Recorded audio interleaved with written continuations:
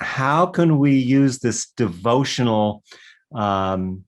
these devotional practices to get more embodied and recognize the in spacious interior that's needed to hold the essence of the divine feminine?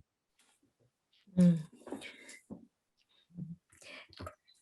There's no accident that the way that we've treated women for thousands of years is reflected in the harm we have perpetrated on the earth. So yeah, there is a direct correlation, and I think a lot of us are recognizing that right now.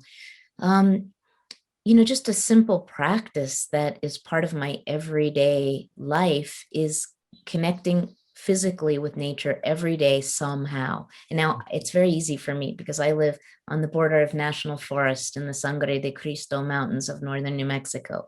So I just walk out the door and I'm in endless trails in the mountains. But no matter where you live or what your physical abilities are, there's a way every day to reconnect with her without the iPhone and listening to the podcasts. No offense to you, Michael, who's such a beautiful podcaster. Listen to Michael when you're cooking dinner, but be outside and breathe her breath and feel her on your skin and listen to her creatures making their small sounds. And so this is a daily practice for me, is always remembering by physically touching her that I belong to her. And that resonates through the rest of my day. My biggest discovery in the last 20 years has not been given me by a great teacher or even by a vision. It's been given to me by my cat.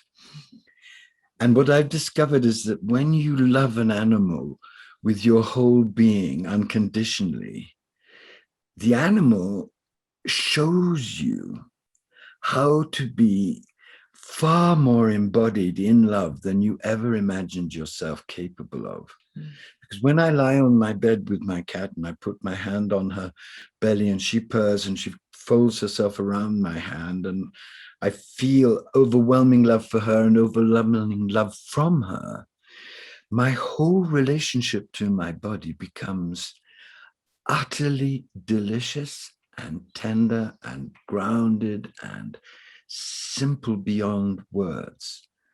So I live in a city. I connect every morning on a walk to the mother, and I bless the light and I bless the trees. But the way I constantly tune myself is through my love for my cat and my cat's love for me. And so many people listening must have animals. And what I would just say to you from the bottom of my heart is, if you love your animal now, just plunge into that love. Be fearless in your adoration of her as your dog or your cat, and she will teach you extraordinary truths about how to come in to the body, the real body, the love body that you essentially are.